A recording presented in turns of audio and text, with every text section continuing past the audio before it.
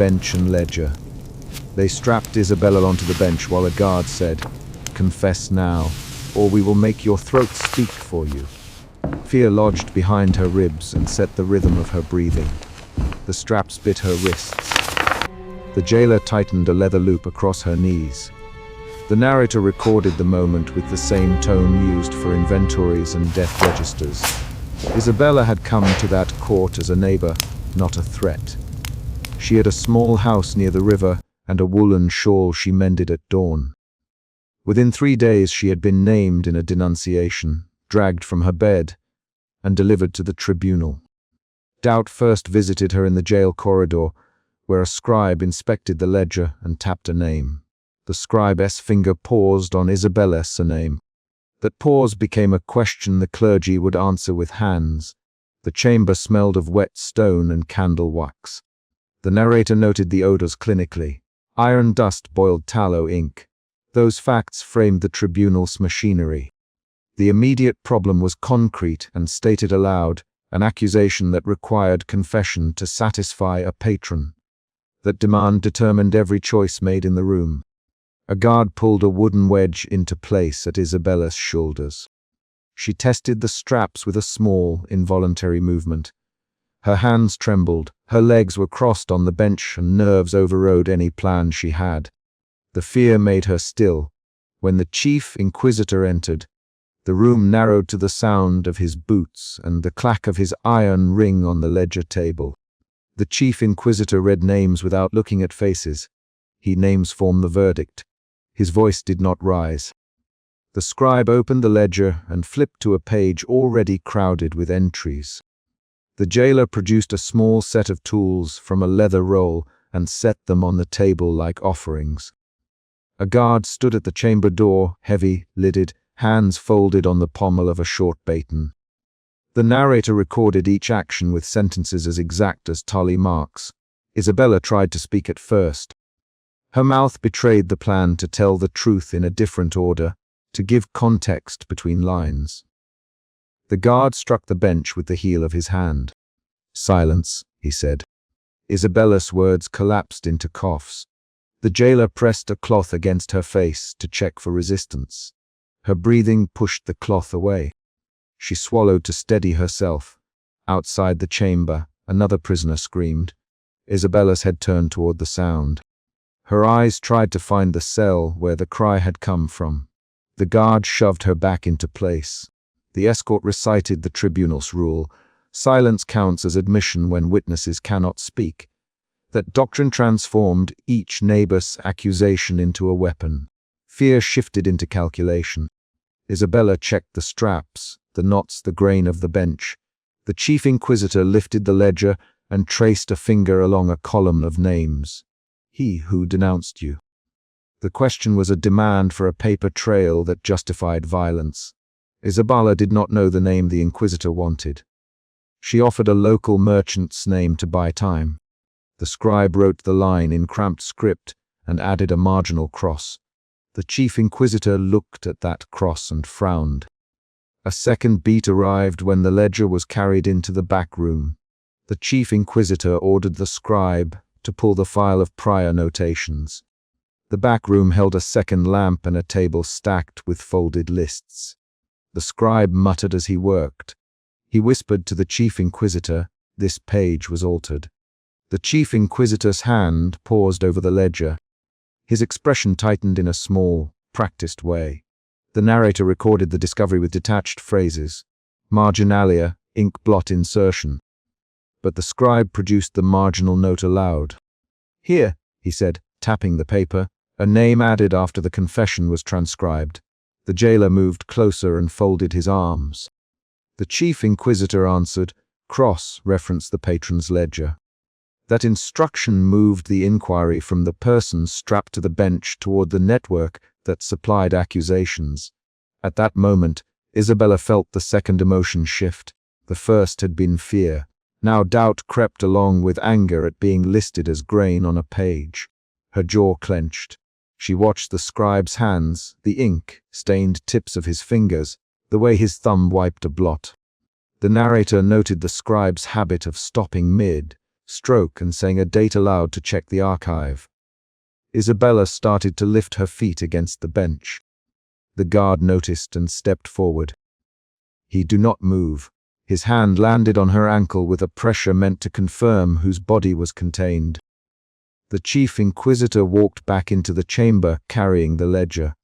He set it on the table, opened to Isabella's line, and read the testimony the scribe had typed earlier that afternoon.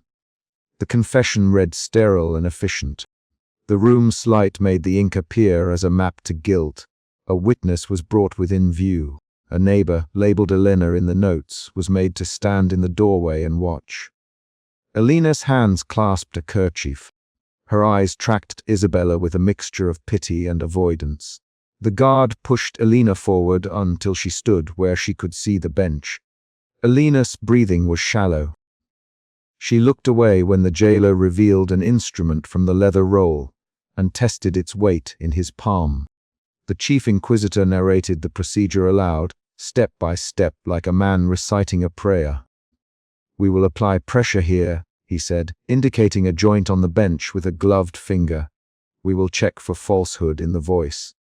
The narrator recorded the protocol.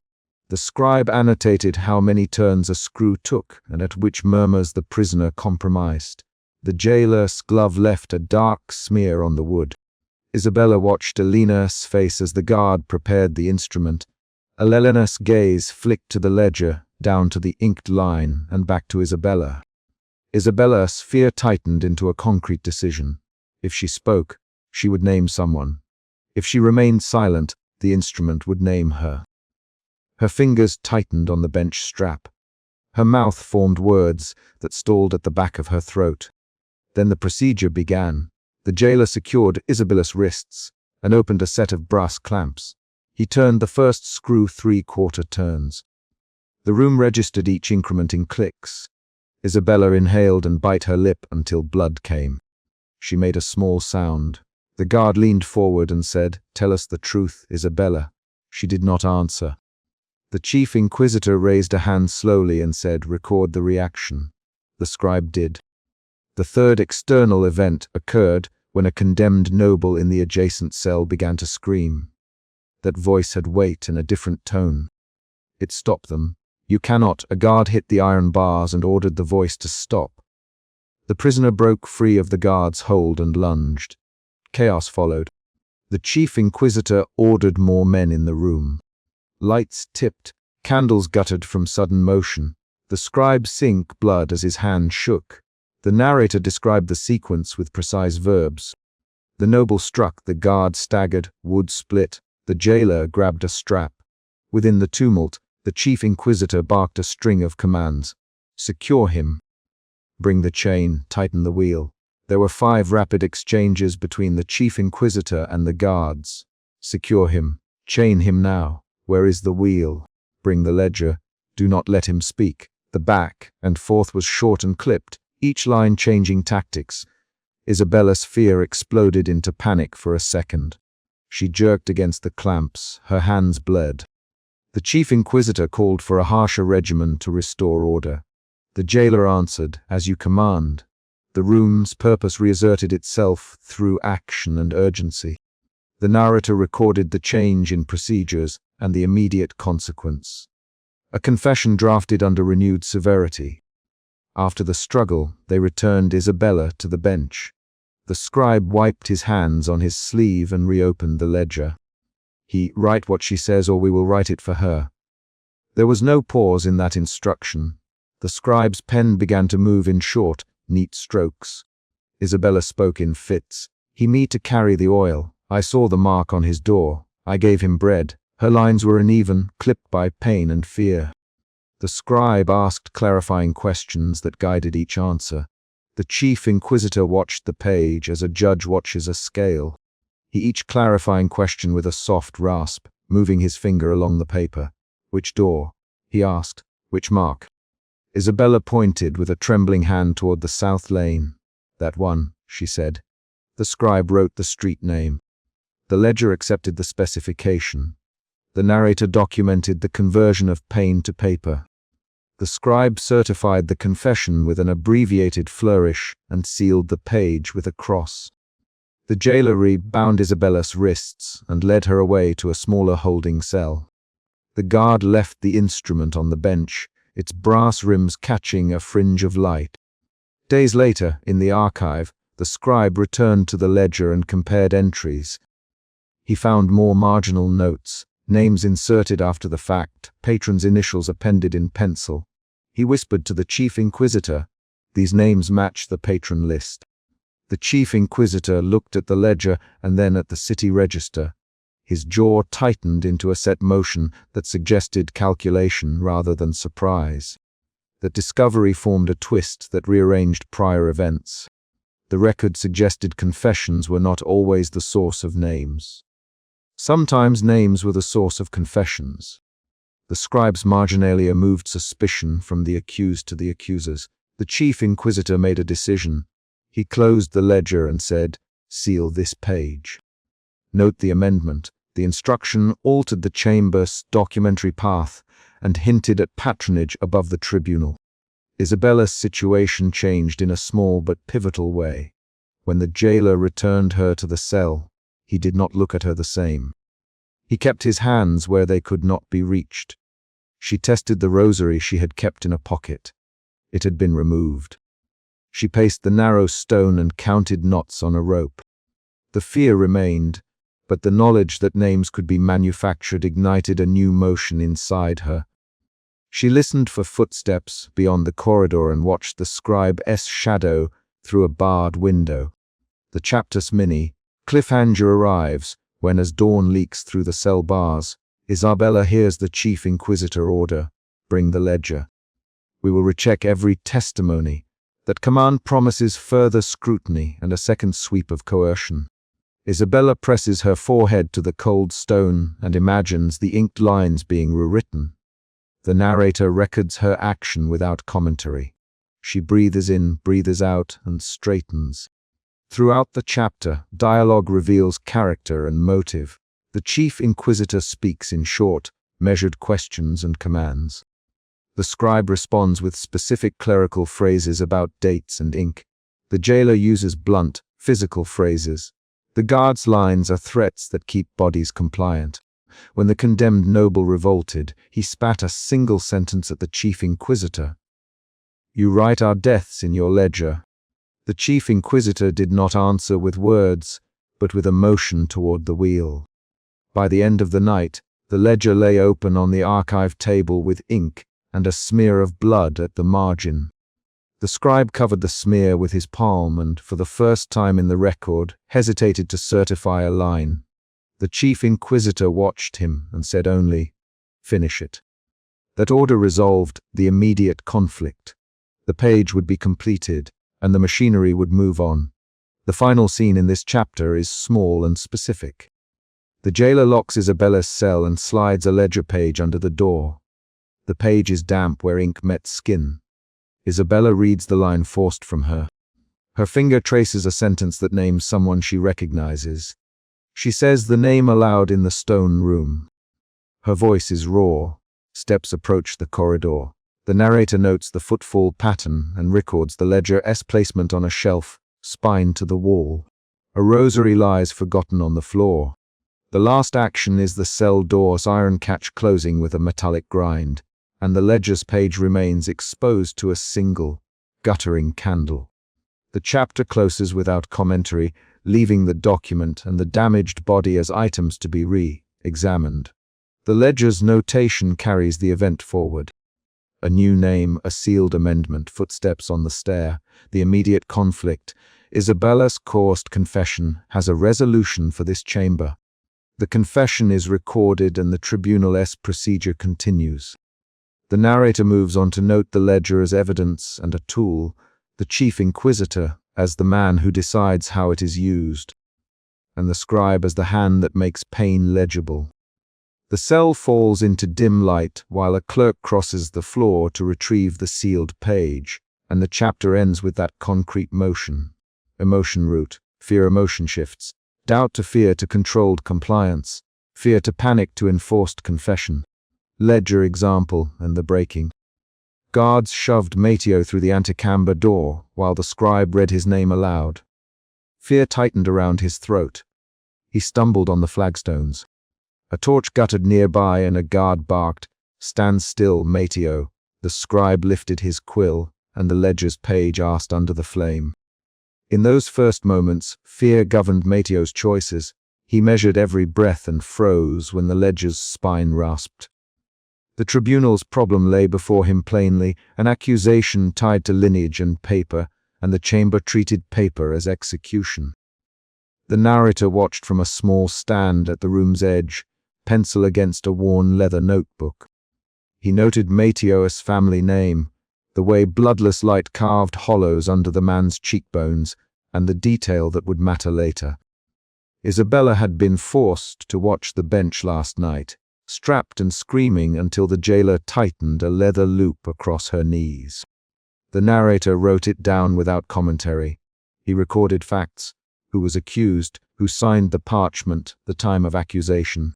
He had come to catalogue mechanics, not to soften consequences. Mateo tried to speak. "I am not." His voice broke on a shard of cough. A guard's hand closed on his shoulder. "Your name is in the ledger," the guard said. "The ink makes law." The scribe read louder. Mateo de Aragon, linked to the house of Sanchez. The room's rhythm shifted. Each name pronounced made mirrors of people tremble. The readers by the doorway leaned forward. The chief inquisitor sat with his hands folded, face set in the same square line the ledger expected of him. The chief inquisitor turned a single page and tapped a finger on a fresh entry. He traced the letters and said, "This family holds influence. We will make an example." His voice cut the torchlight. He did not raise it as a question. He issued orders: Mateo to the raised platform, a physician to be summoned, clerics to observe. The scribe bowed his head and wrote the time. The narrator circled the order in his notes. The problem of the chapter was established. Confession would be manufactured to serve power. The guards moved with slow, efficient hands. They stripped Mateo of his coat and bound his wrists. One guard, Thomas, who had a scar at his chin, slid a leather strap under Mateo's knees and cinched it tight. "Hold him steady, Thomas. We do not need him thrashing when the instrument is set." A jailer placed a rolled cloth under Mateo's jaw. Mateo's jaw locked against it. He swallowed saliva that tasted of iron and wax. Isabella stood at the chamber's edge, eyes hollow, wrists still marked by straps from the previous night. The guard who had strapped her before, Miguel, nudged her forward. "Look at him." Miguel quietly, "Remember the bench." Isabella stepped until the torchlight hit her face. She watched Mateo the way someone watches a stove while a pot boils. Her presence was deliberate. The tribunal used witnesses to create pressure, and the chief inquisitor wanted her to serve as proof that resistance bent to ritual. The physician unrolled instruments on a wooden table. An iron clamp with a screw, a leather strap with a tightening ratchet, a metal funnel stained at the rim. He murmured to the jailer about calibrations and measured the angle of Mateo's knees against the platform. "Angle here," the physician said. 3 turns should force speech without breaking the limb quickly. The jailer nodded and set a small wooden wedge. The narrator wrote the measurements in the margin. Concrete details mattered. The protocol's design was the story. At the ledger table, the scribe hesitated over an entry. His hand trembled, and the ink smudged across a name. The narrator leaned in because the scribe's pause changed the room's geometry. The smudge revealed a name under the fresh line, a patron tied to the chief inquisitor. The narrator tapped his pencil twice and looked up. The chief inquisitor's fingers stopped mid-gesture. He cleared his throat and said, "Read the list again." The request sounded casual, but the chief's nostrils flared. A smaller surprise curved through the assembly. Someone on the ledger had not expected to be listed. Silence became the new instrument. Mateo heard it as a pressure. He breathed in and out like a man tracing the length of a rope. "Who is listed?" "Thomas the scribe." The scribe swallowed. "A name, your reverence," he said. "Don Alvar of the Sanchez house." Ink smudged. "But it is there." The chief inquisitor stared at the blot of ink. His voice lowered. "Bring the ledger." The guards shifted. A cleric whispered a prayer into a cupped hand. The room tightened around the blot, as if the ink itself could be judged. The chief inquisitor took the ledger and tilted it toward the torch. He read in a voice that unbent the page's authority. "Don Alvar Sanchez," he said, and for the first time the chief's features slackened into a hint of calculation. "This complicates things." He did not speak the word that mattered, patron, but his fingers brushed the missing bead rosary at his belt. "We will proceed as planned," he added, and that line covered a small shift into risk. The physician moved Mateo onto the platform. The iron clamp caught at Mateo's wrist with a dull metallic bite. Mateo inhaled through the cloth under his jaw. "Mateo." "Isabella," her voice low, and it hit him like a measure. "Say the names," she said. Her words were not counsel. They were instruction based on what the tribunal required. She had seen what denying the script cost. Mateo's throat tightened further. The first emotion of fear had become measured compliance. The chief inquisitor spoke to the physician in a low tone. "We will try a staged protocol tonight, humiliation followed by calibrated pain. Make him name those on the page. If he refuses, extend the turns." The physician tapped the clamp, 3 initial turns for compliance. If he resists, 2 more and the funnel. The jailer produced a shallow funnel-shaped piece of iron used to force water and choking. Clerics stepped forward to form a ring of witness. The procedure was as much theater as mechanics. Confession needed ritual credibility.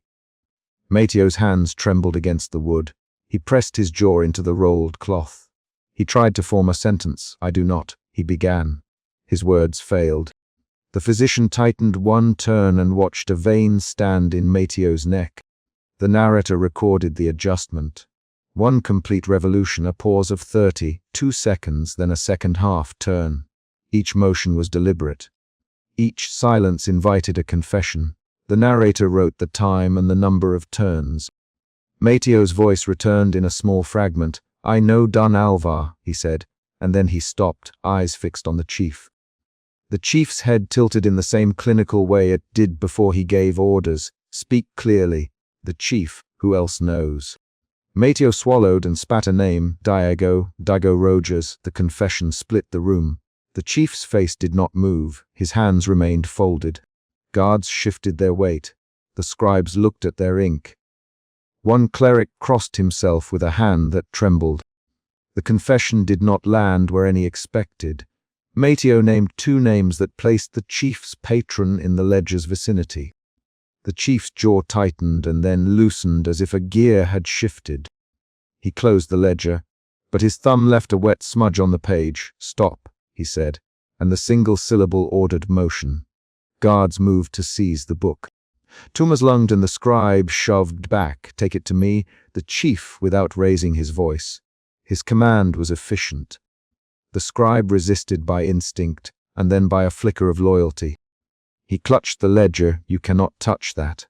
The scribe said, "This is record." The chief's gaze fixed on him. "Record is subject to review."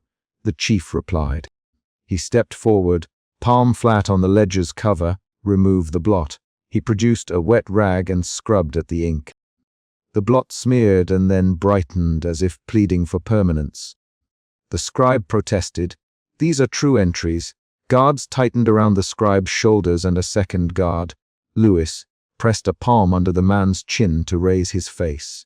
A short argument erupted. "You will not erase names!" Thomas snapped. "We must keep the ledger as evidence. We will not allow a patron to stand above law," the chief retorted.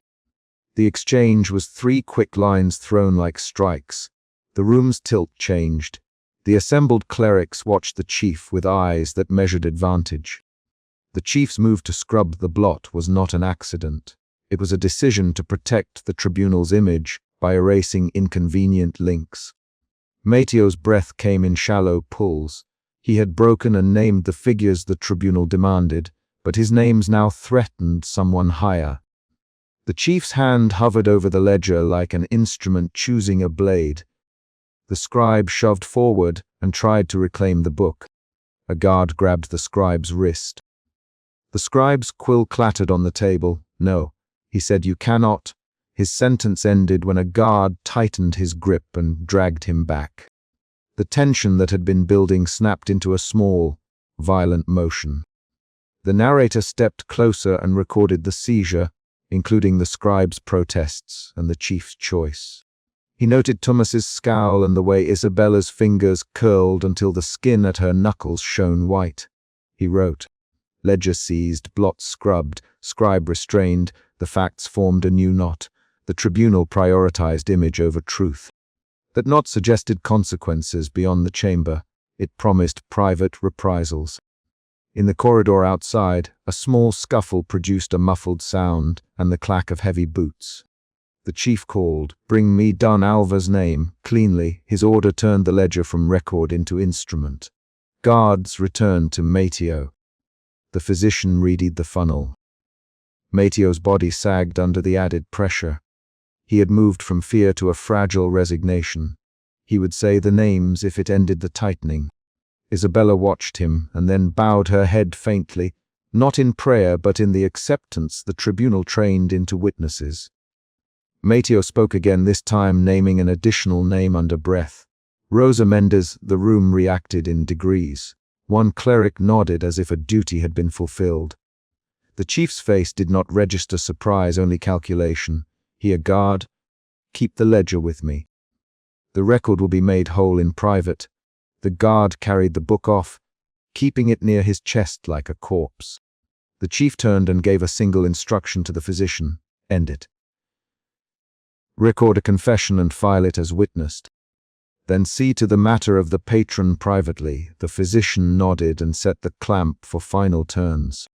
Mateo's voice trembled and then steadied with the mechanical rhythm of the protocol. He spoke names in staccato bursts: Diego Rojas, Rosa Mendez, Don Alva. His mouth formed the syllables until the physician slowed the clamp. The narrator recorded each name and the exact sequence of turns. He did not write judgment. He recorded the pattern. Coercion producing names that fit power's need. Outside the chamber, someone in the corridor muttered a question about repercussions. The chief answered with a short, final line. "We will manage what the ledger cannot show." When the clamp released, Mateo sagged and coughed, a wet sound that left residue on the cloth. He looked at Isabella and kept his eyes long enough to register mutual recognition. Both had been measured by the same tools, both now marked by them. The narrator closed his notebook and read aloud the recorded confession into the cleric present, who transcribed it into canonical phrasing as if the spoken list completed a ritual. The cleric's pen scratched with deliberate clarity. The chief inquisitor arranged private reprisals as the chamber emptied. He ordered Thomas to bring specific men to his private room and told Miguel to ensure Isabella was returned to solitary until discretion was observed. "Do not let this leak," he said. "We cannot allow rumor to reroute obedience." His voice was quiet but absolute. The narrator watched the chief's iron key click on his cord. He described the motion: thumb to metal, the slight rotation, the soft click that ended the public session and began the private calculus. Before the door closed, the scribe managed a final line, spoken through clenched teeth as guards dragged him.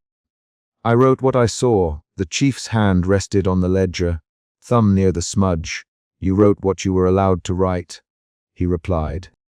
He turned away and left the corridor with a measured step. The guard carrying the ledger kept it close, as if it were a sleeping child. The room's noise dissolved to the sounds of boots and a candle guttering. Isabella's wrists were retied for the walk back to solitary. She did not speak. She walked with the blank focus of someone who had been trained to witness punishment and then become evidence. Mateo remained on the platform until a jailer helped him down. He staggered, supported by his knees, and a guard spat to one side. The physician wrapped a damp cloth around Mateo's mouth and jaw as he left the chamber. The narrator wrote the line. Mateo removed. Isabella returned. Ledger secreted. He underlined it twice. Outside, in the tribunal's private room, the chief set the ledger on a table and peered at the smear under a lamp. He used a thin blade to pry at dried ink and then ordered the clerk to draft a corrected page that matched the confession recorded in the chamber. The clerk hesitated and then obeyed. The chief's choice was deliberate: preserve the tribunal's outcome while erasing the trail to his patron.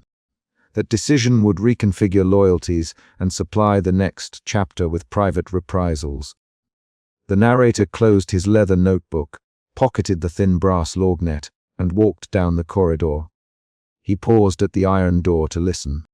He noted a muffled argument within the private chamber, then a short, sharp silence. He wrote the final line for the chapter: a confession produced under calibrated pain, a ledger altered by order, and witnesses transformed into instruments of preservation. The problem the chapter posed, manufactured confession to secure power, resolved into action that night. The chapter ended not with reflection, but with a concrete movement. The chief inquisitor turned the iron key in his private door and heard the lock's metallic pulse. The narrator recorded the sound and the time. He set the ledger on the shelf and closed his notebook. Outside the barred window, a candle stub guttered and left a dark smear on the sill. The last image the narrator wrote before he left was the click of the key. That click marked the settling of this chapter's small conflict, and the promise of private consequences to be pursued in the next chapter. The calibration of confessions. They shoved Anna into the narrow ledger alcove, and the iron door hit bone. Fear sat under her ribcage and kept time with the thud.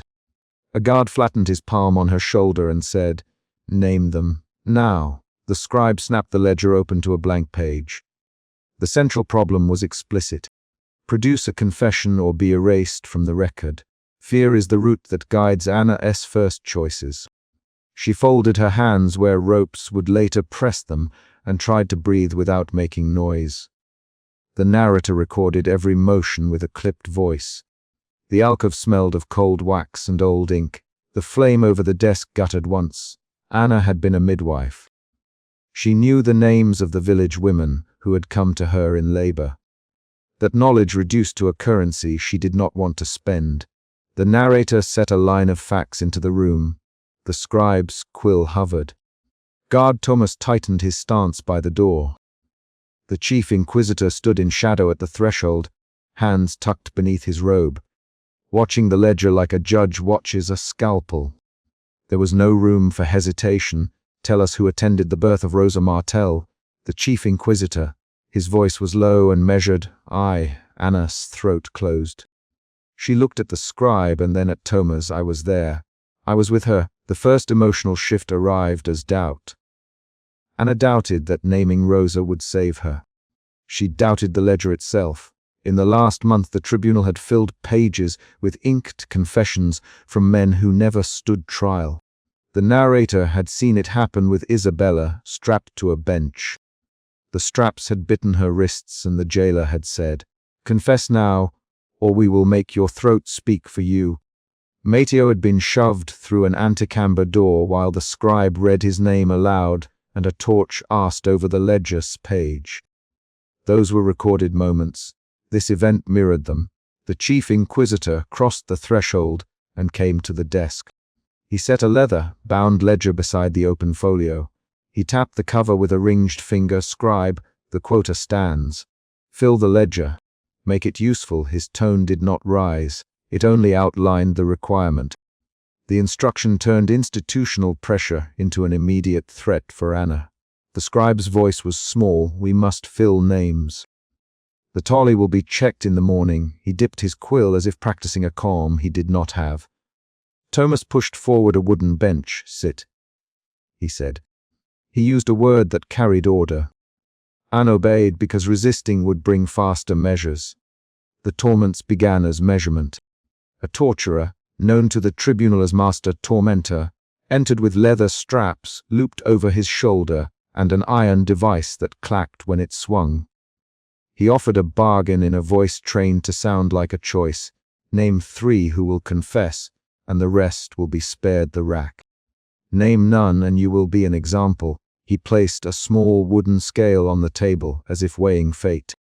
Anna's second emotional shift moved from doubt into angry calculation. She thought of the women who had trusted her.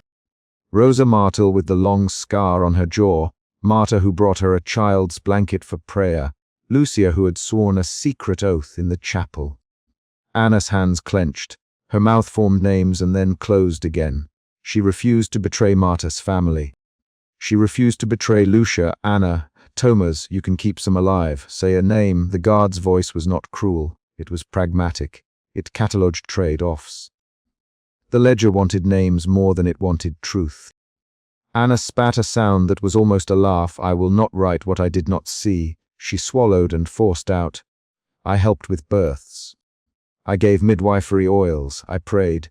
I do not know of heresy. The master tormentor smiled at the denial and made a slow, deliberate recording motion with his hand. The chief inquisitor lifted his hand. We do not choose which pages to believe based on comfort. The ledger is the tribunal's proof. Your signature will make it so. He reached for a thin iron stamp and let it hover above the desk. The act was bureaucratic and terrifying because it turned violence into paperwork. The scribe hesitated at the desk.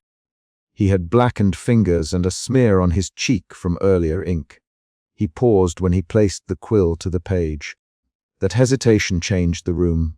The narrator recorded the micro moment. The scribe's thumb pressed against the margin and then moved. He did not act by accident. He substituted a small marginal note that suggested some ledger entries had been prepared before interrogation. The note said in neat, cramped script that certain names were cross-checked and archived. The gesture revealed systemic fabrication and shifted power subtly away from the enforcers and toward the record keepers. Why write that? Thomas. His hand went to his belt as if to steady himself. The scribe replied, because the ledger must read as continuous. He did not look at Anna. His voice suggested fear of his own. That admission produced a twist. If entries had been prepared earlier, the tribunal had been manufacturing confessions as a matter of course. The ledger was not merely a repository. It was an instrument of power. The scribe's hesitation made the ledger's authority visible in a way nothing else could. The chief inquisitor's face tightened. Scribe, continue, he said. Finish the names. He smoothed his sleeve as though settling a wrinkle in a map of dominion. The bargaining returned at the bench. The master tormentor set a wooden box on Anna's lap and opened it to show a shard of rosary and a letter folded in wax. Name Marta and we will record a recantation for her family. Name Lucia and we will spare Rosa's child. One name saves 3. 2 names save many more. The offer turned ethics into arithmetic. Anna's chest hammered. She thought of her own mother, who had taught her midwifery in a cold kitchen with oil lamps. She imagined Marta's children and Lucia's mother. The choices narrowed into a single brutal calculus. Her voice came out small. Marta was at the river. Lucia prayed at dawn. Rosa bled after the birth. I cannot say they spoke blasphemy. I do not know that each refusal tightened the tribunal's focus. Master Tormentor moved to demonstrate. He unrolled a coil of rope and set it on the floor. The room stopped breathing while the strap was tested against the wood. He wanted to calibrate pain. He wanted numbers. He had charts burned into his memory, measured responses to heat, pressure, water, and sleep deprivation. The chief inquisitor watched those measurements. He kept notes about how long a person resisted before naming names. His ledger was a courtroom and a laboratory. The escalation began when Anna refused to name certain villagers. The torments shifted from suggestion to demonstration. They bound her to a narrow bench. Thomas tightened a leather loop across her knees. The narrator measured the straps biting into skin and recorded the sequence. The master tormentor heated a pair of iron tongs until they glowed dull red and pressed them to the edge of Anna's hand, where collis met palm. She did not cry immediately. She made a sharp breath that left a sound like stone scraping. Name them. The chief inquisitor. He did not shout. He did not need to. The ledger's open page and the iron in the tormentor's hand did the shouting. Anna's third emotional shift moved from angry calculation into defiance mixed with a brittle acceptance. She registered pain as a precise fact. Heat, a flare of nerve, the metallic tang at the back of the throat. She used the pain to order her thoughts. She refused to insert names into the ledger that would sentence others. She tightened her jaw until a vein in her temple stood out. "I will not write lies," she said between clenched teeth. "I will not name women who trusted me." The scribe, sweeping ink at the desk, looked up and then down. Thomas looked away for a second, as if the guard felt a flicker of something not in his orders. The chief inquisitor's left hand traced the ledger's spine. The scribe began to write, not Anna. He inked a list of names that matched the master tormentor's suggestion, then paused and added a notation in the margin where the earlier marginal note could be seen to corroborate the list. That motion exposed collaboration. The scribe's handwriting became the instrument that stitched coursed confessions into official record. The courtroom laboratory felt colder as the pages turned. The master tormentor tightened another strap. Anna's hands trembled and her eyes fixed on the quill. The ledger demanded a signature. Under command, Anna was forced to mark the page herself. A guard held ink to her fingertip and pressed her hand onto the linen. The signing turned the act of authorship into a battlefield. When she forced her mark, the narrator noted the small physical facts. The smudge of ink across the knuckle, the way her hand left a print that did not look like a proper signature, the black crescent on the page where a thumb had rested. The chief inquisitor leaned over and traced that crescent with a finger, as if confirming the print's utility. At the moment of forced signature, Anna made a move that no one expected. She grabbed the ledger with both hands. She ripped at a corner page where names clustered and tore a half-dozen leaves free. The action was violent, immediate. Guards lunged. Thomas shoved into the alcove. The chief inquisitor barked an order. The sound of ripping paper became an explosion in the small room. Chaos broke in measured ways. The scribe tried to salvage pages. Master Tormentor stepped forward with intent to bind. Thomas held Anna's shoulders and pushed her back. Anna's nails scraped the table. The ledger pages fell to the floor like fallen shields. The chief inquisitor moved faster than anyone had assumed he would. He seized a torn leaf, held it up, and then banged it on the desk as if restoring order by noise. "Seize her," the chief inquisitor commanded. "Bind her. Preserve what must be preserved." His order was precise. It put ritual back above accident. The scribe scrambled to collect the pages and began gluing margins and stitching torn leaves with thread from his satchel. The narrator described the scribe's hands, stained, trained, hurried.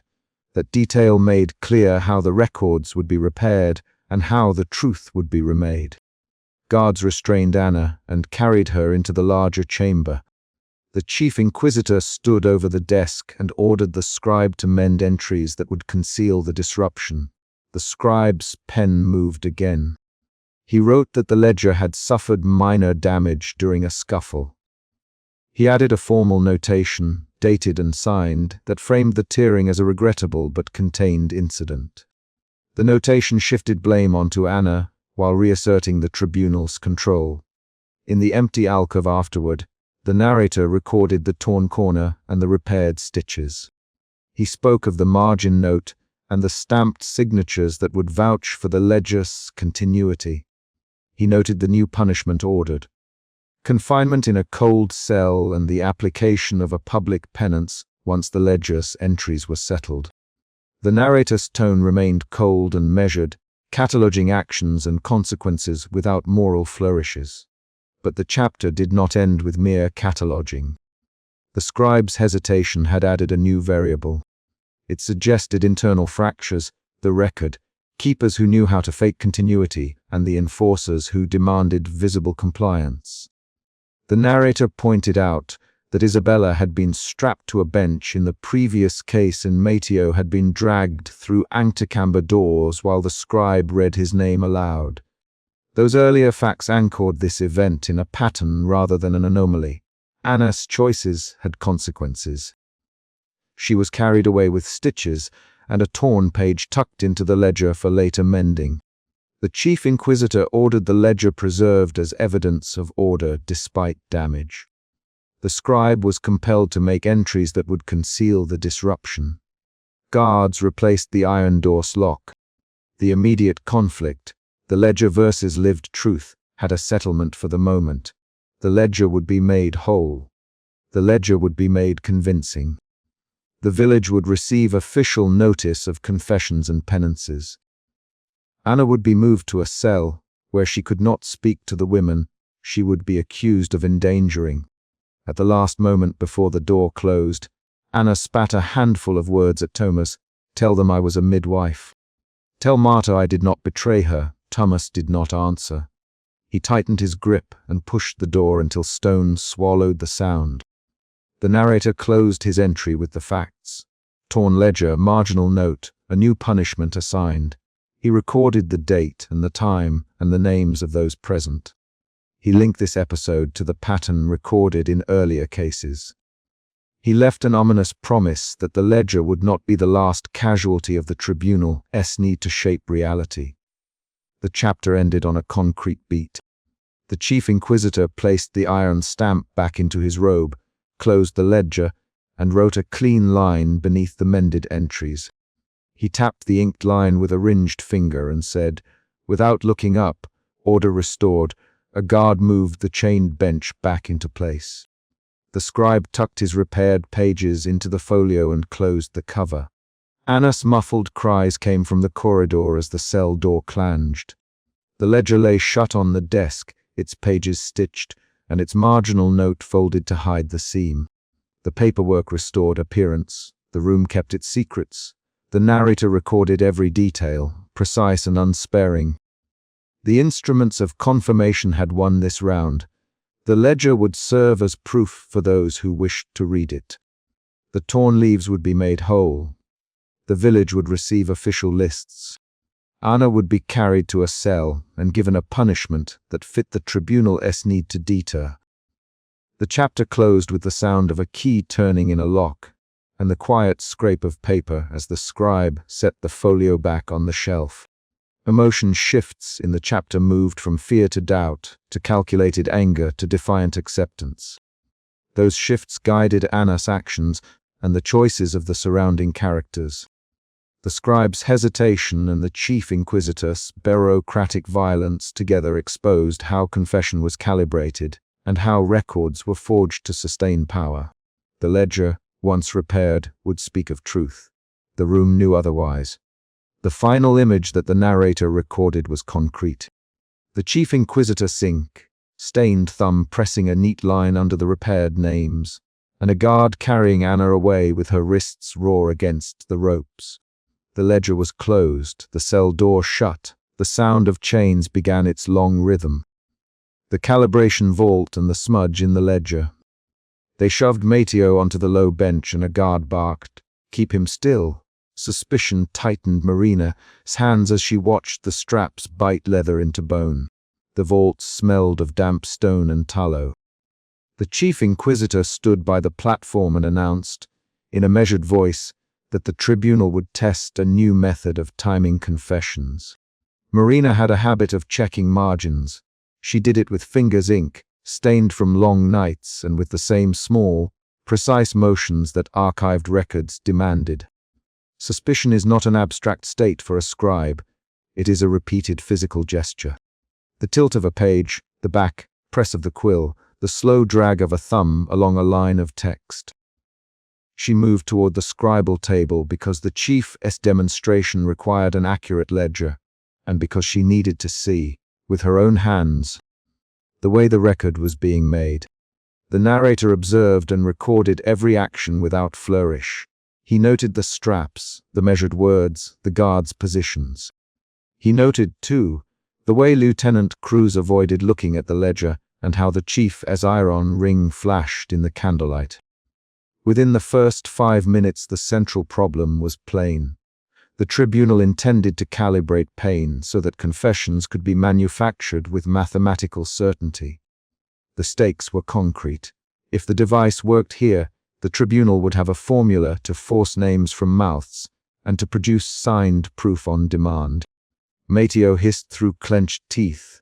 "I did not name them," he said. "I told the truth." The chief inhaled slowly and tapped the ledger with a finger. "Truth is measured here." He replied, "We mark resistance, and we record when silence breaks." Guards tightened a screw on the restraint. Mateo's knuckles went white against the leather. His jaw worked. The device on the platform creaked as it moved to its first calibration. Marina kept her pen above a blank page. Doubt shifted beneath her ribs as she watched the scribe's hand ready the ink pot. Doubt was the practical kind, a list of questions that needed answers before a line could be trusted. Had the ledger been clean before this night? Were previous confessions recorded as they occurred, or had pages been altered to fit outcomes? Nothing. She waited for the paper to tell her what the tribunal would not. Isabella arrived and the guards set her in the observation niche behind iron bars. She sank on the wooden stool with her hands folded, eyes fixed on Mateo. The chief ordered that her presence be part of the test. Terror made a better instrument when it was visible to the person being calibrated. Isabella breathed with short, shallow pulls. Her lips trembled when she mouthed Mateo's name. The guards moved like a single body, practiced and silent, while the scribe marked time. The device turned slowly. At each increment, a screw of pressure advanced by a notch. The scribe called out numbers. 1 notch, she announced. 2 notches. Guards checked the straps. Mateo's voice thinned. "Stop," he whispered. "I know no more." The chief leaned forward and watched the quill arc on the ledger. "Mark physiological response," he instructed. "Mark vocal threshold." The scribe's hand wrote in even, angular strokes. Times micro-reactions, small draws of breath. The narrator noted every notation and every micro-reaction without comment. He recorded that at notch 3 Mateo's fingers twitched, at notch 5 his tongue scraped his teeth, and at notch 7 he began to choke on a sound that could be shaped into a name. He recorded Isabella's small shiver and the way Lieutenant Cruz's shoulders tightened. The spread of measurements read like a checklist of how a body surrendered under calibrated stress. Marina had been watching the ledger for signs beyond the immediate entries. At the scribal table she ran a thumb across a line and found, under the candle S smear, an ink smudge. She stepped closer and tilted the page. The smudge hid a small correction over a name. Her breath shortened. That single mark carried the shape of manipulation. An overwritten letter, a different pressure in the pen stroke, a pause in the ink S flow. She felt the second emotion shift as fear edged in, not the vague kind of dread, but a precise response. Her fingers went cold, her pulse beat against her wrist, and she hesitated before lifting the quill. Marina's hesitation did not happen in private. She was immediately visible to the chief. He watched her, his head tilted, the iron ring catching flame. "What is it, Marina?" he asked, voice soft. The guards turned toward her. Lieutenant Cruz took a step forward. "I see a smudge," she said, and kept her voice steady, a correction. "The handwriting here changes." The chief's lips pulled. He lifted the quill to the ledger as a man might lift a weapon. Lieutenant Cruz's voice came low. "We proceed," he said. His unease was audible in the punctuation of his speech. "We cannot delay measurement." The chief nodded, but did not close the space with a command. Instead, he ordered a demonstration. "We will proceed publicly. Let this session prove the method." His tone cut across the room and made the guards straighten. The device advanced. Mateo flinched as metal teeth gripped his shoulders. He forced his eyes up and saw Isabella through the bars, and something broke in him between inhalations. "Isabella," he sounded. "I can see." The chief raised his hand. "Mark the point of yield," he said. "Write his name as spoken and note the pressure." The scribe's pen moved. The ledger took down the sounds of a tortured mouth with the clinical steadiness of someone who had been taught to transcribe suffering. Isabella leaned forward and whispered, "Mateo, hold on." Her voice tore. She could not touch him. The observation niche made her impotent, a specimen rather than an ally. Her hands clutched the iron bars until the skin grazed the metal. She watched Marina watch the ledger. Marina's fingers hovered over a blot that suggested prior erasure. The room's rhythm tightened. Measured strokes, clicks of mechanisms, the soft scrape of quill nibs. The device progressed to higher notches. A guard increased the pressure at the chief's nod. Mateo's throat produced a single syllable that the scribe translated into letters. The ledger accepted them. Marina's doubt hardened into something like resolve. She leaned over the table and rubbed the smudge with the heel of her hand. The ink had dried into a shape that revealed a concealed name beneath the torn stroke. Her mouth formed the letters quietly so she could test their fit. The chief observed her motion. "Do you read it?" he asked. The room turned inward. Marina swallowed. "There is a name beneath," she said. "It reads Daniel with a wand of an altered stroke. Lieutenant Cruz exhaled. Daniel." He repeated. The chief's face did not change at the sound of that name, but his fingers tightened around the ledger. A small argument broke out at the scribal table, quick and contained. "You can claim a name from a smear, Lieutenant Cruz. You saw only a blot and conjured letters." "I did not conjure," Marina replied. "The pressure changes at the letter are distinct." The ink dried over a correction. Someone crossed out the original entry and wrote another name. Who would alter it? Cruz snapped. "Who benefits from erasing the ledger's true record?" Isabella nothing, but her hands found a scrap of cloth and twisted it until the threads frayed. Her breath came in short pulls. The chief lowered his voice. "Bring the torn page," he ordered. A guard stepped to the platform and lifted a splintered page that had come loose when Mateo had thrashed. The edge was jagged. A small strip of parchment hung by a single thread. The torn margin exposed both the visible entry and the darker ink beneath. Marina reached for the scrap. Her hand shook and the quill rattled against the pot. She flattened the torn edge and, with the tilt of a practiced scribe, pressed the parchment to the light. The hidden line showed a name that did not fit the chief's ledger. The letters were cramped and hurried. The name read as a surname that had appeared in the tribunal's private lists. Marina's throat closed. She felt a second fear, this time a dread that had teeth, not only for Mateo and Isabella, but for herself. "Read it aloud," Lieutenant Cruz demanded. His voice contained warning. Marina hesitated, then said, "It reads Domingo Vargas." The chief brought his hand down on the table so that the ledger thumped. "Vargas," he said. And his tone widened into a shape that did not name the emotion but steered the room toward it. It would be inconvenient to have a protector among the accused. He tapped a line in the ledger, "Yet the public page will show one name. The private margin will mark another." He closed his mouth on the thought like a man covering a wound. A new argument erupted. "Faster now. You mean the tribunal forged confessions abroad?" Cruz barked. "We manufacture signatures to align with our narratives." Guards shifted. One of them spoke up with a rough voice. "We follow orders. We do not invent names without sanction." Who sanctioned the correction? Marina, who crossed the entry. The chief's gaze slid sideways at that question, and for the first time the narrator recorded a small, uncertain pause. Mateo convulsed when a notch crested. He clawed at the straps, and the guards tightened them until his fingers went still. He uttered syllables that could be parsed as a name.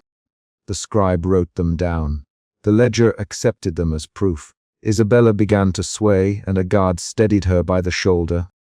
She whispered, "They will take him away if they have a name." Her voice was a rough sound pinned with terror. Marina's fingers left a smudge trail as she turned the torn page and pressed it above the fresh entry. The chief made a slow, precise decision. He ordered the lieutenant to bring forward the ledger and present the knight's confession as demonstration. "Let the public read this," he said. "Let them see confession and penalty aligned." Lieutenant Cruz hesitated. "There is a marginal note," he said. "It points to a name we've protected. Presenting the public page will expose a discrepancy." The chief's lips thinned. "We will present the public page and bury the margin where no one will see it." That is the tribunal's method. His voice carried the sort of logic that turned evidence into performance. Marina refused to let the moment pass into a quiet cover up. She stood and moved to take the torn strip from the table. A guard shoved at her shoulder. Marina staggered back but kept hold of the scrap. Isabella lunged and grabbed the ledger's edge with both hands. The room snapped into motion. Guards stepped between them and pushed Marina and Isabella back. The chief ordered the device to its full setting in punishment for the interruption. The escalation became physical. A guard struck at Isabella's wrist and she cried out. Marina shoved the guard away. "You will not bury this," she said. "You will not pass a paper over truth." The chief's voice rose. "Enough," he said. "Break her resistance. Show how quickly names can be born from pain." The lieutenant did not speak. He hesitated, then barked an order in a voice that was not his usual measured tone. "Do it now." The device reached its peak. Mateo choked on a syllable that the scribe rendered into a signature. His hand went limp. The torn page slipped from Marina's fingers and fell between splintered boards. The edge caught a candle and smoldered, leaving a dark scallop. The room smelled briefly of burnt parchment. The scribe clapped the ledger closed. A page fell away and dropped to the stone floor. In the immediate silence, something small and decisive happened. Marina scraped with the heel of her hand at the torn edge and found a marginal note beneath the folded scrap. The note was a single line in a different hand, a terse instruction, a name, and an order to suppress. She read it out, voice thin. "Exclude Vargas. File under public Mateo." Lieutenant Cruz's face flushed. The chief's jaw tightened. He folded his hand over the ledger as if it were an organ he could choke. There was a rapid exchange then between Marina and the lieutenant. "You heard it, Marina. Someone ordered this erasure. We have rules." Cruz replied. "We preserve order." "Order requires truth," Marina shot back. "You will not hide names on marginal lines." The chief interrupted, cold and precise. "You overstep, Marina. You risk the tribunal's work and your life." His hand moved to the iron key at his waist. The narrator recorded the contention without pity. He described the lieutenant's muttered objections, the chief's measured threat, and Marina's refusal to bow. The argument contained 6 rapid turns. Rebuttal, denial, rising voice, warning, a near confession, and a final command. Each line was short and sharp. The scribe's handwriting trembled as she made marginal notations for the record. There was an unexpected twist beyond the ledger's smear. A guard, Perez, who had been silent until now, stepped forward and set his palm flat on the table. "I remember Vargas' name in a list once," he said. "He was on the roll the day we took the parish records to the archive." The chief ordered some names omitted then. The room froze at that confession. Perez's recall altered the direction of the tribunal's claim. What had been procedural might be deliberate collusion. The chief's reaction was swift. He closed the ledger slowly and slapped the cover with a sound that echoed off stone. "Preserve the public page," he ordered. "Archive the margin with restricted access. No copies. No talk. Lieutenants, ensure the torn page is bound and sealed." Cruz moved to comply, face pale, while guards gathered the ledger and the torn scrap. Isabella sobbed low in the observation niche. Mateo's breathing rattled as a man dragged from a riverbank. Marina was not pacified by orders.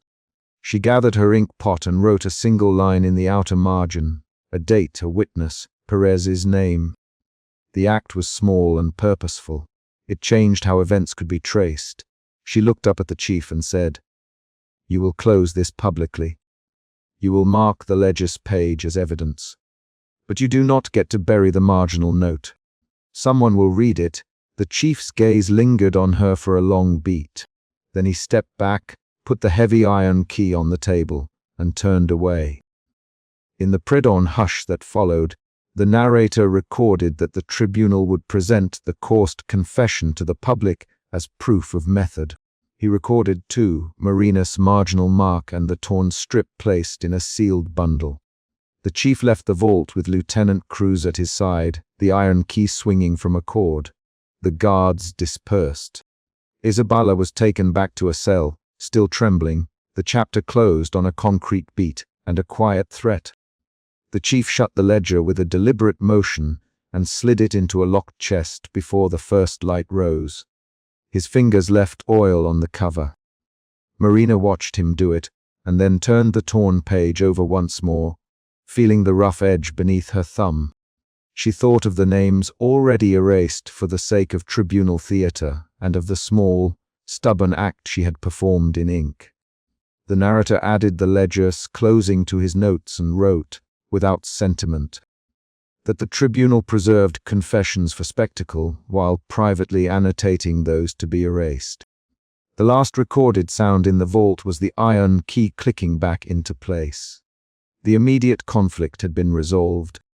The public demonstration stood, a coursed confession would die in the ledger's light, and the marginal note would be hidden.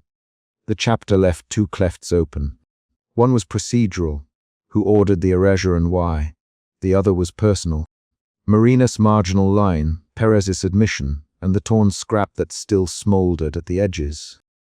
Those elements promised more confrontation ahead, but this chapter finished on a concrete action. The chief placing the iron key on the table and turning his back, sealing both the ledger and a threat in the tribunal's private archive. Ledger revealed and the final breaking. The scribe slammed the ledger down, and ink spat from the quill onto the stained column as Mateo hit the floor against the bench. Suspicion drove the first motions in the room. The narrator marked it with a single, clinical sentence. Someone had altered the ledger. Marina, a junior guard, tapped the ragged smear with a shaking finger and said, "This name isn't right." That word, simple as it was, set the chamber spinning into an exposed logic. If the ledger could lie, the tribunal's certainty could not hold. The opening moment demanded choices.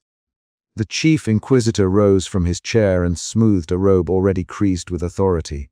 He kept his voice low. "Scribe, explain yourself," he ordered. The scribe's hand hovered over the page. The quill trembled. The room smelled of tallow, iron, and old paper. The narrator watched and recorded, unspeaking, while the tribunal's machinery readied for either correction or ruin. Within a handful of sentences, the stakes were visible. If the ledger contained inserted names, who had written them? Who had forced those entries?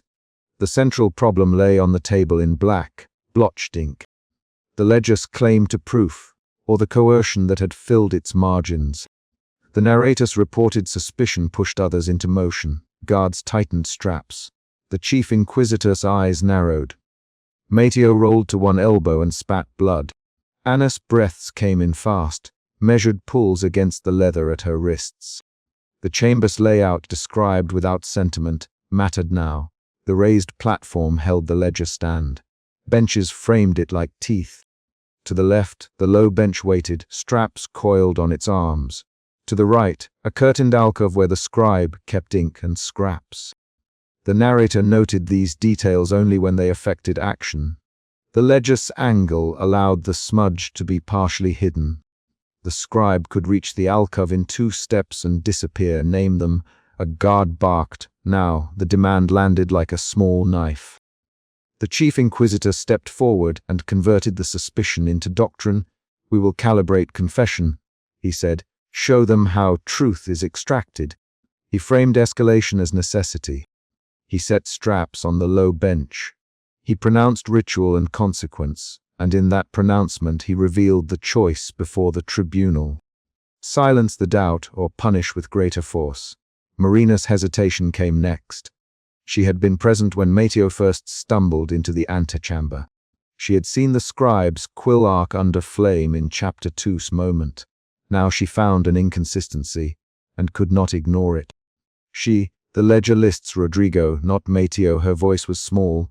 The chief inquisitor's jaw tightened, read the page. "Then," he said flat. The scribe opened his mouth and closed it. His face had the pallor of a man who had learned how to hide compliance beneath ink stains. He had been the one to pronounce names in the earlier sessions. He had watched guards shove prisoners and had felt the ledger grow heavy with accusations. The narrator watched the scribe's fingers move toward a folded scrap on the bench. The scribe slid the scrap, folded, creased, toward Mateo and did so with a motion that said one thing more clearly than any defense. Someone else had written that name. Mateo reached for the scrap with a movement that was equal parts hunger and fear. He unfolded the paper and read aloud, "Rodrigo Velas." He looked up. "I done to know that name," he said. His voice cracked. His reaction pushed the room into a second emotional shift. Suspicion shifted into defiance for some, into fear for others. Marina clenched her jaw. The senior guard swallowed. The chief inquisitor's face did not break into rage. He applied sanctimony. "The ledger proves names," he intoned.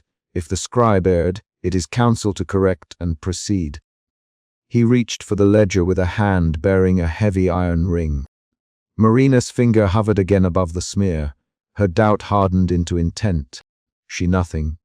She moved instead. A junior guard appeared at the edge of the stand with the straps and the low bench's leather creaking. He muttered to a colleague, "We secure Anna now." Demonstration follows. The chief inquisitor nodded and guided a guard to help strap Anna. The action read as escalation. The chamber held a ritual rhythm: accusation, restraint, extraction. The narrator recorded each mechanical motion without pity, noting how leather bit into skin and how a rope's knot tightened under practiced hands. The scribe's hesitation produced the first explicit revelation. He had been shaking since the ledger's opening. He pushed his spectacles higher, but his quill dipped into the ink and left a darker blot where the smear interrupted a name. Marina had earlier pointed out an inconsistency in Chapter 3, and now that thread pulled taut. The scribe whispered, "I wrote what I was told." His voice did not try to hide the actor who had replaced truth with convenience. The word landed as an accusation against an institution, and everyone in the room understood that naming the actor would split loyalties. The chief inquisitor laughed softly, a sound that did not reach his eyes. "Who you?" he asked.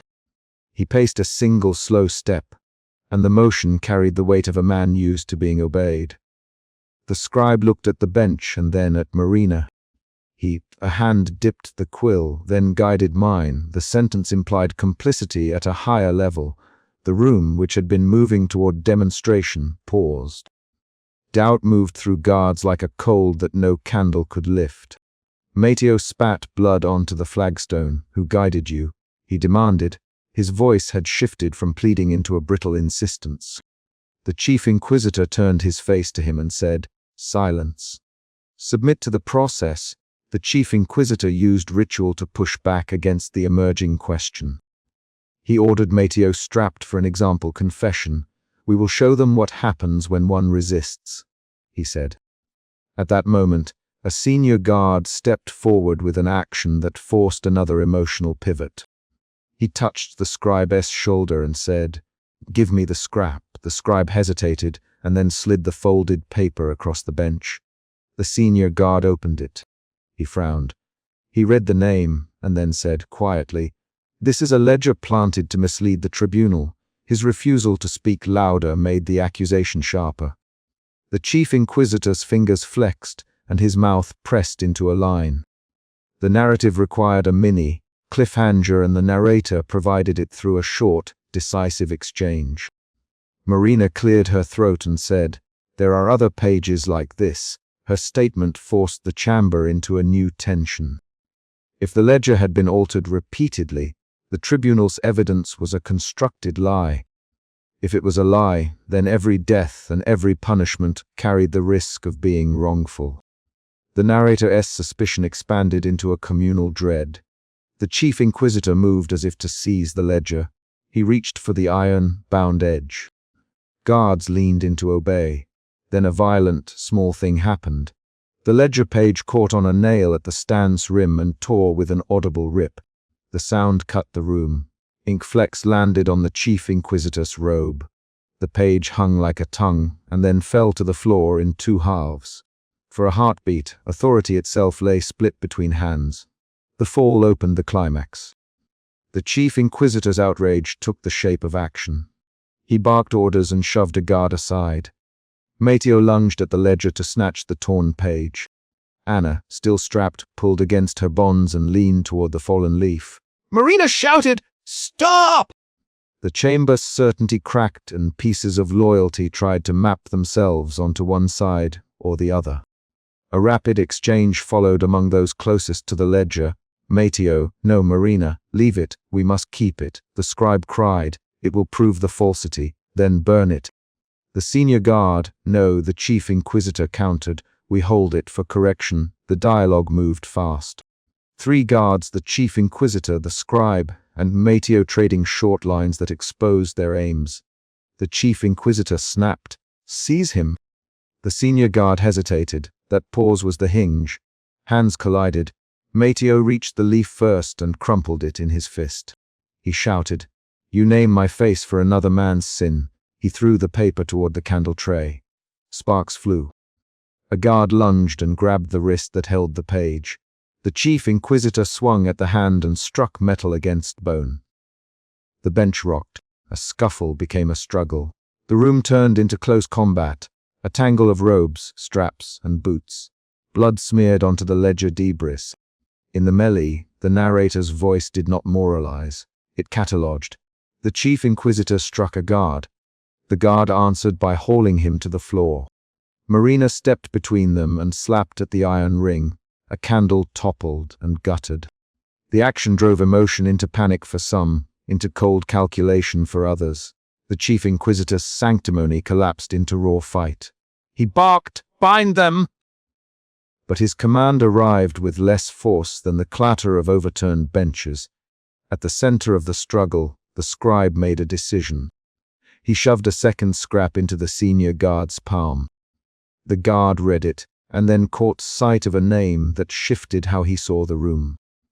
The scribe then said aloud, "They used my hand to place names that favored a patron at court." The sentence named motive and placed blame on a network of protection. The revelation was specific. Not all ledger entries had been written to punish heresy. Some had been written to protect power.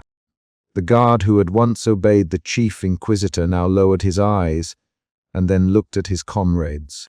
If this is true, we serve a lie, not doctrine." The senior guard's voice held the same flatness as a man who had watched too many correctable errors become executions. His choice to speak moved others. 2 guards released their holds. One lifted Mateo's arm rather than tightening it. The chief inquisitor realized his control sliding and lunged to reclaim the bench. The climax reached a physical peak when the chief inquisitor grabbed the ledger and attempted to raise it, to brandish its weight as proof.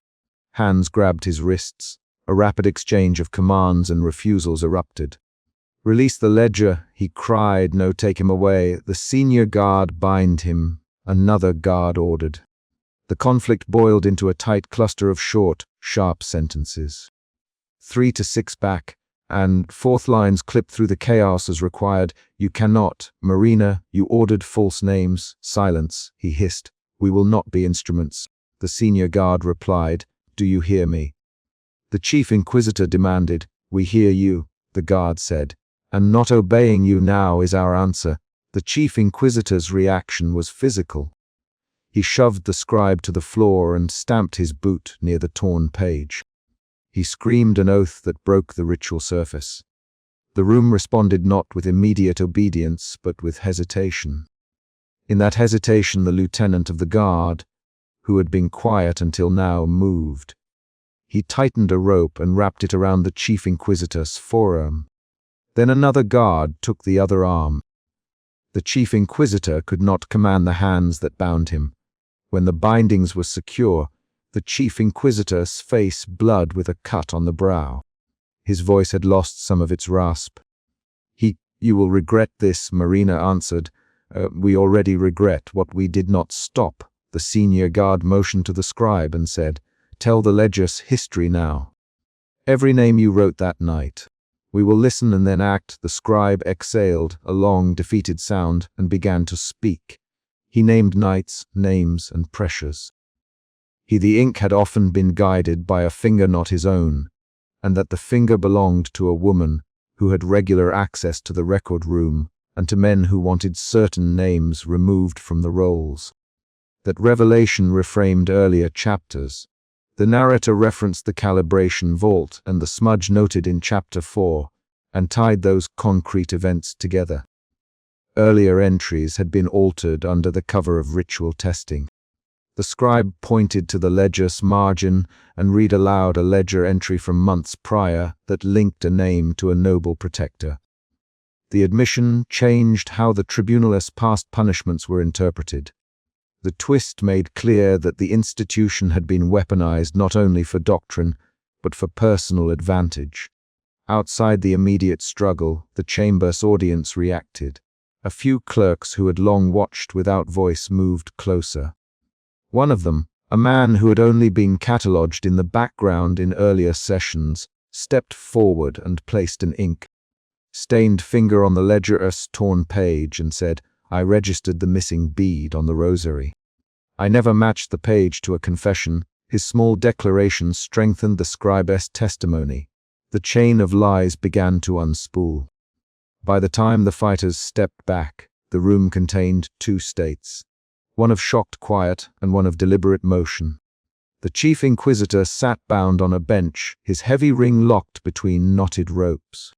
Mateo and Anna were unstrapped slowly by hands that no longer obeyed the chief's direct orders. The senior guard read passages of the ledger aloud and compared them to the scraps the scribe produced. Names paired with events that could not be reconciled. The tribunal's authority narrowed into procedural hearings rather than instant executions. The narrator recorded the fallout through concrete acts. The scribe surrendered his quill and handed over the ledger. Marina wiped ink from her palms with the hem of her sleeve. The senior guard ordered the ledger closed and then issued a rotating watch to guard it. "We preserve the ledger for the council, not for display." The chief inquisitor spat blood and then said, quietly, "You betray the church for rumor." Marina looked at him with steady eyes and replied, "We prevent the church from burning itself with lies." The immediate emotional aftertaste was a mixture of exhaustion and a brittle clarity. Suspicion had opened into confrontation. Defiance had changed into a guarded, restless order. Fear had not vanished. It had taken the form of quiet compliance as the chamber reorganized itself around an emergent procedure. Investigation instead of instantaneous execution. The narrator closed the scene with a ledger described in forensic detail. Pages torn, names smeared, margins annotated in a different hand. That physical evidence anchored the chapter's conclusion. A secondary twist appeared while the senior guard questioned the scribe. Marina turned a ledger leaf and found a notation in a cramped hand. A name that matched a known patron in the capital's court. The scribe's face went pale. "He wrote it under threat," the scribe said. If I did not, his men would make sure my family vanished." The specificity of motive confirmed that coercion had reached into the community beyond the chamber. The room understood the ledger's reach and the danger it had created for innocents who had been named and punished. Outside the immediate actors, the narrator noted the chief inquisitor's arc had reached a close within the room. He had lost a bench, he had been bound, and his claims to absolute authority had been replaced with a process he did not control. The scribe's testimony had given traction to those who once executed without hesitation. The senior guard ordered a roster of the accused drawn up and promised that the ledger would be taken to the municipal council for review. The chief inquisitor laughed once, a short, bitter sound, and then fell silent. The last paragraphs tied the concrete outcomes together without sermon. The ledger's torn page was the chapter's final object. Mateo and Anna, battered, were placed in a quiet cell with a rosary and a stub of candle. The scribe was told he would not be punished immediately. His cooperation would be weighed. Marina accepted a new watch at the ledger's stand and found the weight of responsibility heavier than a strap. The senior guard arranged for an inventory of names to be cross-checked. The chief inquisitor remained bound on the bench until the council arrived. A brief epilogue sentence resolved the chamber's immediate conflict. The narrator closed the file on the session with a factual line. The ledger would be carried out and examined, and the tribunal's methods would be the subject of inquiry rather than a prompt for immediate death. The narrator recorded a final visual, a single scrap pushed into a candle-s flame until it smoked and curled, ink blackening into ash. That act turned evidence into ruin and left an uneasy aftertaste. Even exposed, the ledger could still be destroyed. The chapter ended on a concrete beat. The senior guard placed the ledger into a cloth wrapper and nodded at Marina. "Lock the door," he ordered. She stepped to the iron bar and secured it. The latch clicked. The candle guttered. Outside the chamber, footsteps approached the outer hall. The narrator noted the sound and closed the ledger-s file. The tribunal's authority had fractured, but the ledger's ashes would still stain future records. The last line recorded the tangible result. A ruined page smoldered at the ledger's edge, while the chamber sealed itself against the day's truth.